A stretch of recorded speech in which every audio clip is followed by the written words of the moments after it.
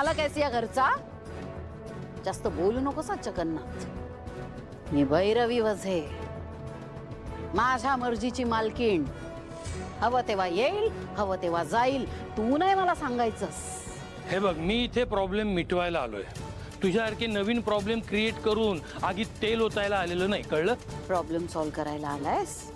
बर, मग काय आता ज्योतिष विद्येसोबत जादूचे प्रयोग पण शिकलायस का? नाही साइड बिझनेस म्हणून? आणि तीच जादू वगैरे करून तू त्या मुलांना घरात परत आणणार आहेस? जर प्रॉब्लेम सॉल्व करायला आला असतास ना, तर आता त्या पोरांना शोधत असतास. इथं आयता पाहुणचार गिळत बसला नसतास. तू आमच्या मुलांची काळजी करू नको. आमच्या देवावर आणि आमच्या कर्मावर विश्वास आहे. आणि आमच्या मुलांसोबत त्यांचा विठुराय आहे. तो त्यांना सुखरूप घरी घेऊन येईल. हो का? बघूया ना कोणता विठुराया तुमच्या मुलांना घरी घेऊन येतोय ते. झालं? आता एक काम कर, तिलोत्तमाला भेट आणि तू निघ. आमच्या मुलांचं काय करायचं ते आम्ही बघू. आणि ओवी आणि आबीर जोपर्यंत सुखरूप या घरात येत नाही तोपर्यंत मीही इथून हलणार नाही. हो का? मग जोवर तू इथून जात नाहीस ना, तोवर मीही इथून जाणार नाहीये. बघतेच कसा जात नाही ते.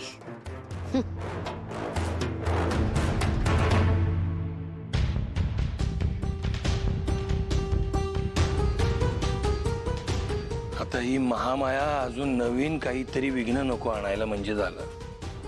कशाला आली असेल ही?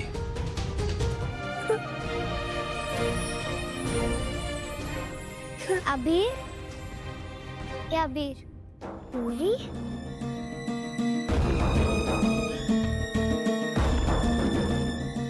ओवी, ओवी, ओवी, ओवी, ओवी, तुला तर आता साप चावला होता ना? मग तू लगेच कशी बरी झालीस? हो अबीर, मला साप चावला होता, पण काकांनी मला दवाखान्यात नेलं आणि माझं विष उतरलं. पण ओवी, या जंगलामध्ये दवाखाना आणि इंजेक्शन कुठून आलं? तेच तर मला समजत नाही अबीर. जिथे मला साप चावला होता ना, तिथेच पडले होते मी. पण विठोबा काका मला म्हणाले की मी तुला दवाखान्यात नेलं आणि इंजेक्शन दिलं, मग तू लगेच बरी झालीस. पण ओवी, काकांनी तर तुला आताच नेलं होतं ना? हा, आत्ता नेलं आणि आत्ताच्या आत्ता बरं करून आणलं. थँक्यू काका. मगाशी किती रडलात, आकांड तांडव केलात. एक गोष्ट लक्षात ठेवा, संकट येई अवचट, हरिनाम घ्यावे ओठात. सॉरी काका, मी तुमच्या उगाच जाऊन घेतला असतो. अहो, तुमच्यावर अजिबात नाराज नाहीये मी आबीर माऊली. हा, कळलं का? आणि ते म्हणतात ना, लहान मुलं ही देवाघरची फुलं असतात. मग द्या म्हणतो मी काय? टाळी.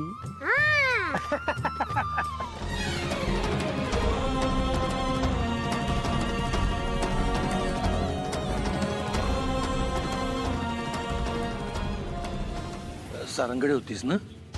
बरं आहे का आता तो? नाही बाबा, शुद्धीवर नाही आले तसं. देवा परमेश्वरा, काय चाललंय इकडे? याच्या तब्येतीत काही सुधारणा होत नाही आणि इकडे मुलांनी हा असा वेडेपणा करून ठेवलाय. मला अजून कळत नाहीये, ते इतक्या लहान मुलांनी इतक्या टोकाचा निर्णय कसा काय घेतला? सावली, तुझ्यासाठी फळं आणलेत, प्लीज खाऊन घे. कालपासून काहीच खाल्लं नाही आहेस तू. प्लीज. वहिनी, मला नकोय प्लीज. सावली, स्वतःला त्रास देऊन काय होणार आहे? खा ना बाळा थोडं. बाबा, माझी खरंच इच्छा नाहीये, प्लीज आग्रह नका करू. नाही, मी आता तुझं काही ऐकणार नाही. चल. वहिनी, मला नको खरंच. वहिनी प्लीज. या भैरवीजी, या. तुमचीच कमी होती. कशाला घेतलं हिला घरात? ते घर माझं आहे, तेव्हा माझ्या घरात कुणाला बोलवायचं कुणाला नाही हे मी ठरव. उत्तम. बोलवलं ना, मग घ्या ठेवून. तुमचं घर आहे ना, घ्या ठेवून. हिचा जुना इतिहास विसरलीच वाटतं. तुझ्याच घरातनं तुला बाहेर काढायला निघाली होती ती. हीच तुला ब्लॅकमेल करत होती आणि त्याची परतफेड काय?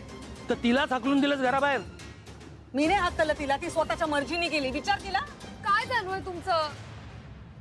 कशाला भांडताय तुम्ही? ती लहान मुलं घरातून न सांगता निघून गेली आहेत आणि तुम्ही जुन्या गोष्टी काढून भांडताय इथे. माझ्या घरात आरडाओरडा अजिबात करायचा नाही, मला आवडत नाही, तुला माहितीये ना.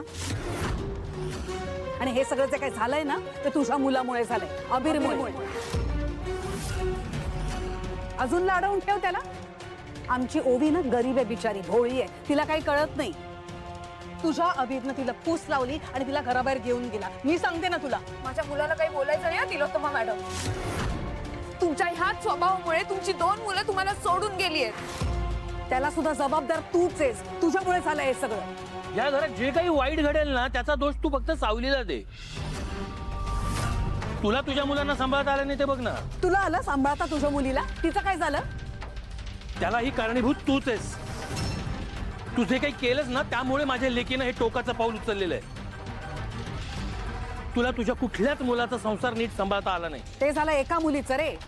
या दुसऱ्या मुलीचं काय?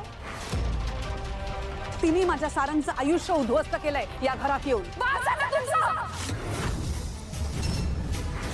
का भांडताय तुम्ही? ती 2 लहान मुलं निघून गेलेत न सांगता तुम्हाला काही कळतंय का? त्यांना शोधण्याऐवजी तुम्ही भांडत बसलायत. तिथे सारंग कोमात आहेत म्हणून मला इथे थांबावं लागतंय, नाहीतर मीच गेले असते त्यांना शोधायला. ए सावली, कशाला इतका आरडाओरडा करतेस? हा, काय झालं इतकं संतापायला? ते बबलू आणि तुझा तो नवरा गेलायत ना मुलांना शोधायला, आणतील शोधून.